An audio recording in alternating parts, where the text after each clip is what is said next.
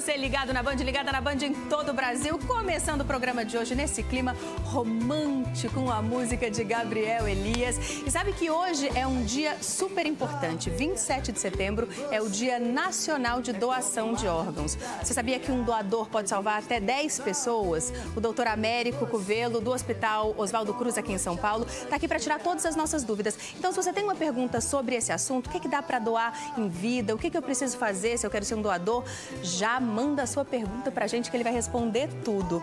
Você pode entrar em band.com.br/superpoderosas. A gente já colocou aqui, olha, o cartãozinho ali. Se você clicar no cartão Corvinho, você já manda a sua pergunta direto pra gente responder aqui com o doutor Américo. Se você tem uma pergunta sobre negócios, o cartãozinho laranja para conversar com a Ana Fontes, nossa especialista em empreendedorismo. E você também pode sugerir assuntos ali em band.com.br/superpoderosas.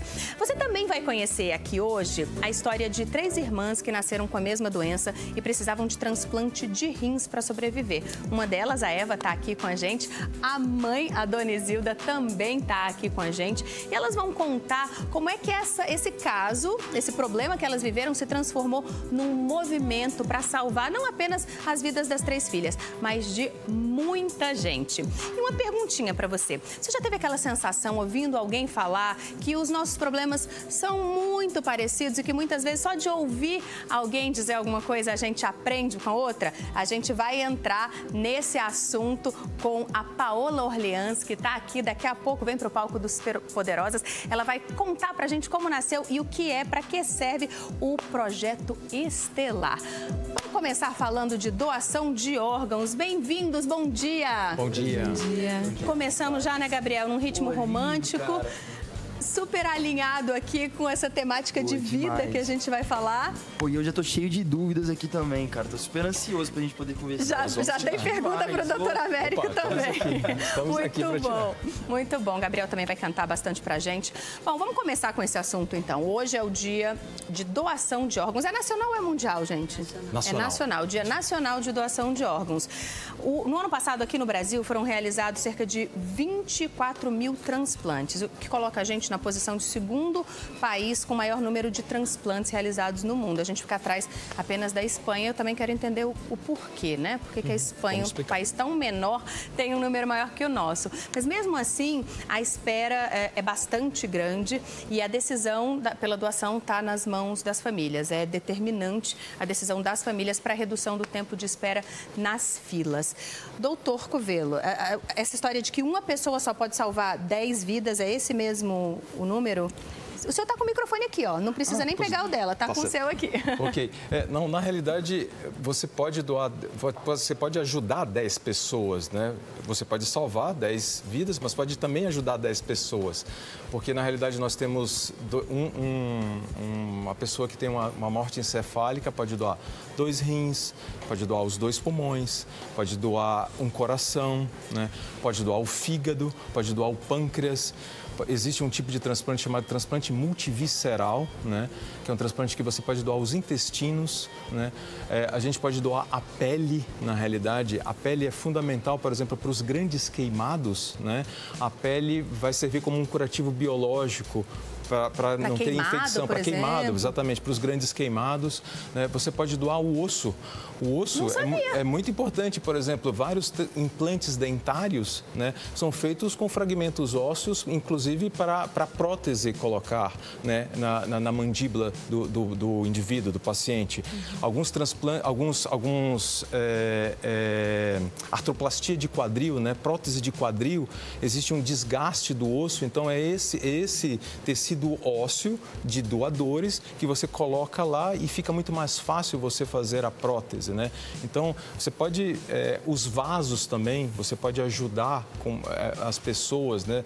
Então, na realidade, você pode salvar 10 vidas e você pode ajudar 10 vidas. A vida de muita gente. Já está chegando pergunta, esse assunto interessa bastante, viu? Porque... A córnea, né? A córnea também, exatamente. Né? Lembra de falar no microfone, Dona Isilda, quando for falar. A Kiara Verde, que é de Bragança Paulista, já mandou aqui uma pergunta pra gente? Obrigada, Kiara. Tem algo que eu possa doar em vida? Algum órgão? Eu posso, de alguma maneira, em vida, contribuir? Sim, você pode doar em vida. Na realidade, assim, os órgãos duplos, né, por exemplo, o rim, né, você pode doar em vida. Você pode doar um rim, por exemplo, ou para um ente, um familiar seu, ou então um amigo, uma pessoa que você tem uma afinidade, ou até mesmo uma pessoa que você não tem afinidade nenhuma, mas que está precisando, né? Basta, se for parente, não precisa de uma autorização judicial, mas se for uma pessoa que não é seu parente, até segundo grau, você tem que ter uma autorização judicial, né? Isso é feito todo um critério muito bem estabelecido de avaliação para a pessoa saber se ela está muito bem de saúde para doar, mas isso é possível. Mas, por exemplo, medula óssea é uma coisa que dá para a gente entrar num banco, não é? Explica um pouquinho como é que funciona isso. O transplante de medula óssea, você tem um banco em que você pode ser doador, né? E esse seu material biológico vai ficar lá estocado, e isso faz parte de um programa de dados de computador em que vai se achar um possível receptor para essa doação. Né? Agora, uma dúvida que eu tenho, assim, até sobre esse assunto, por exemplo, eu doei um rim. E depois eu tenho um problema no meu outro rim, por exemplo. Acho que muitas pessoas às vezes têm esse receio, né? Falar, pô, talvez eu dou, mas pode acontecer isso, acontecer aquilo. Então, como... Gabriel, essa sua pergunta é fundamental, né? Porque na realidade isso tira um mito, né? Porque se eu doar, será que eu vou ter um problema renal? Então, hoje já tem trabalhos com mais de 25 anos de observação desses doadores e se viu que a chance dele ter um problema renal é igual ao da população normal. Não muda nada. Eu só um rim há 13 anos. E ela está aqui com a gente celebrando. Ótima, tranquila. O meu marido, um rim só. Isso é um super incentivo, uma grande amiga do coração tem isso, também ficou com rim só. Não, maravilhoso, Gabriel. Interfere, né? Que bom que você fez essa pergunta, porque ajuda a derrubar um mito, né? E a Dona Isilda começou a falar aqui, vamos relembrar a história dela. Em 2005, no ano de 2005, o Brasil todo acompanhou esse drama, talvez você se lembre das notícias, o drama das irmãs Eva, Ana Maria e Ana Paula. As três nasceram com uma doença que provoca uma perda progressiva da função dos rins e as três precisavam de transplante. A mãe era compatível, que aqui é a Dona Isilda que está com a gente, mas como escolher entre as filhas quem que ela ia salvar, né? Vamos relembrar essa história. As próprias irmãs decidiram resolver o impasse. Ana Paula receberia o rim da mãe, porque ela se sentia pior com as hemodiálises. 2.000 pessoas se ofereceram para doar um rim.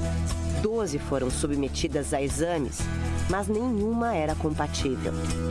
Em fevereiro de 2005, Ana Paula teve o rim transplantado. 6 meses depois, Eva recebeu a notícia que o pai poderia doar. E em outubro do mesmo ano, uma prima distante pôde doar para Ana Maria. Em 2012, Eva começou a passar mal. Repetidas infecções da urina levaram à infecção nos rins. Ela voltou para a hemodiálise e no ano passado precisou retirar o rim doado pelo pai. Eva Cristina está novamente na fila de transplante. De novo na fila, Eva? De novo. Foram quantos anos que você ficou com o rim do seu pai funcionando bem? Fiquei 12 anos transplantada. Graças a Deus o rim estava funcionando muito bem, mas a partir de 2012, aí eu comecei a ter vários episódios de infecção, né? Infecções urinárias e pielonefrite, que é a infecção, né, do rim mesmo. E entramos com antibióticos, profiláticos e fizemos todas as intervenções possíveis. Mas aí o rim começou a apresentar falência, entrou em falência. E aí da perda, é progressivo, né, a perda. E aí eu fui tentando me preparar para retornar à hemodiálise, que não é fácil, não é nada fácil. Quanto tempo de espera? Como é que está essa fila no Brasil hoje por um rim? Então, na verdade, é por compatibilidade, né? É diferente da de coração, por exemplo? Eu acho que tem. Explica pra gente, doutora, essa diferença. Tem uma diferença dos órgãos seguinte, é que também depende do tipo sanguíneo, né? Porque, por exemplo, indivíduos do tipo sanguíneo O só podem receber de O, né? O paciente, o O ele pode doar para todos, mas só pode receber de O. Então, as listas das pessoas que têm o tipo sanguíneo O são as maiores. Então, há um tempo maior, porque só pode receber de O, né? Hoje já existe um outro tipo, uma modalidade de transplante que a gente chama de ABO incompatível, ou seja, um indivíduo que é do grupo sanguíneo A pode doar para um de O, né? É um transplante mais trabalhoso, né? Existem já casos no Brasil, já. Mas no caso do rim não tem a ver apenas com essa coisa de tipo de sangue, tem mais... Tem a ver com tipo sanguíneo, mas tem a ver também com, por exemplo, ela que já fez um transplante, ela ela desenvolveu alguns anticorpos, né? Então ela tem uma possibilidade de ter mais rejeição num segundo transplante, né? Então isso torna um pouco mais difícil, mas isso daí não é impossível. Claro. Você vai esperar, se tiver, vai ser para ela. Eu queria entender um pouquinho de fila de espera e quais são as esperas hoje.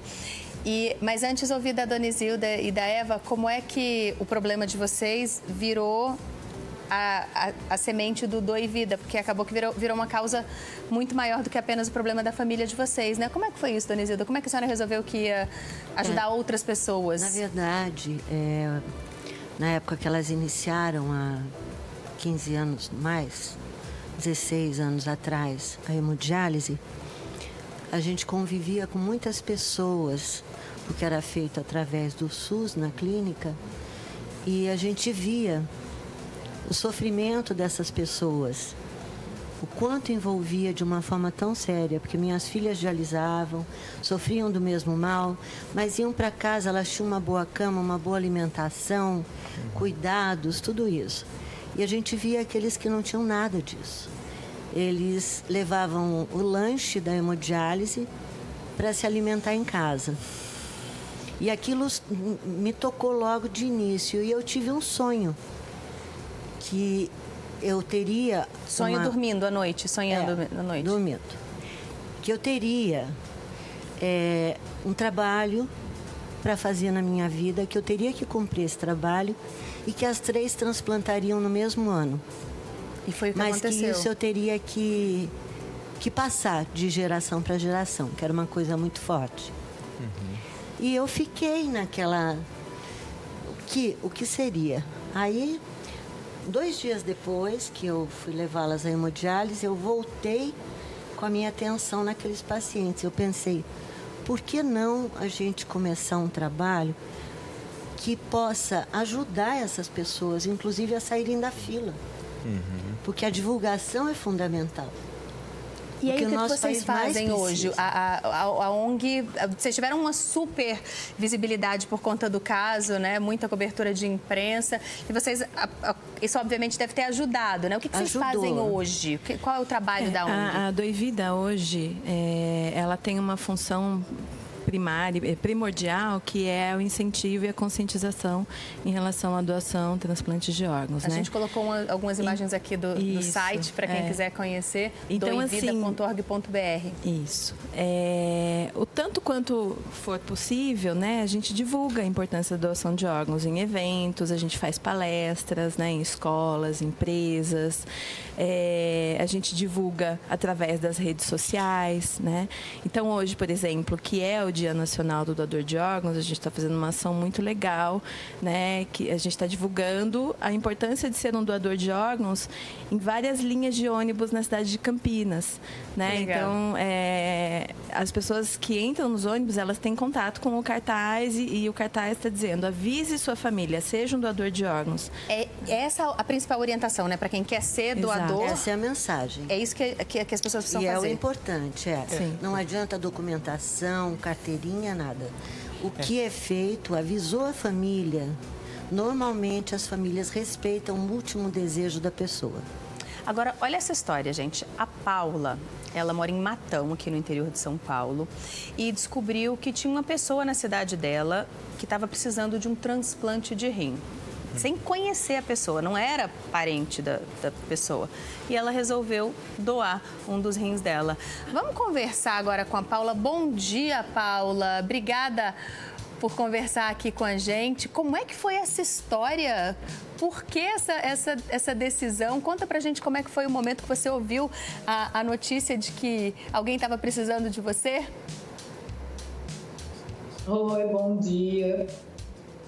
Então, aqui na minha cidade, aqui em Matão, tem uma rádio, né, que chama Saudades, e tem a TVM, que é a TV daqui da cidade. E eles fizeram uma campanha que chama Eu Não Vivo Sem Você. E essa campanha começou em fevereiro. Em abril, as pessoas começaram a colocar no Face que tinha para conscientização de doação de órgão, em geral, de córnea, de tudo. E tinha, né, no caso, uma professora, que é a Suzana Bernardi, que é a moça que eu doei. Na época eu tinha 32 anos e ela tinha 49. E aí a madrinha do meu filho menor postou, falou: gente, vamos ajudar essa moça, ela precisa de uma doação de rim, tudo. Aí eu entrei em box e falei assim pra ela, né, pra Andressa, que é a madrinha do meu filho: eu vou doar pra ela. Ela falou: Paula, pelo amor de Deus, não é sangue, é rim. Eu falei: não, vou doar pra ela, vou salvar ela. Aí nisso daí, a minha amiga falou: Paula, pelo amor de Deus, é muito sério, você vai fazer? Eu falei: não, eu vou fazer. Aí eu comecei a conversar com ela e falei pra ela: eu quero, o que eu preciso fazer? Ela falou: marca com o clínico geral um exame de sangue específico para o rim, porque através disso tem como saber como o rim tá. Aí eu fui e fiz o exame. Por coincidência, a casa dela é do lado do laboratório. Então, literalmente, eu fui lá bater na porta da casa dela. Aí eu fui e falei pra ela: o exame tá aqui, quando eu dou pra você? Deve ter sido... Primeiro que tem gente que é iluminada, né? Uma pessoa dessa tem uma luz especial. Parabéns. Parabéns. Palmas, todas as palmas pra você. Maravilhosa. Obrigada. Com certeza foi o melhor dia da vida dessa mulher. Conta da reação. Então, sabe assim, na hora ali, coitada, ela assustou. Acho que ela falou: meu Deus do céu, eu tô com gente louca pra minha casa agora. A mulher tá querendo já arrancar agora.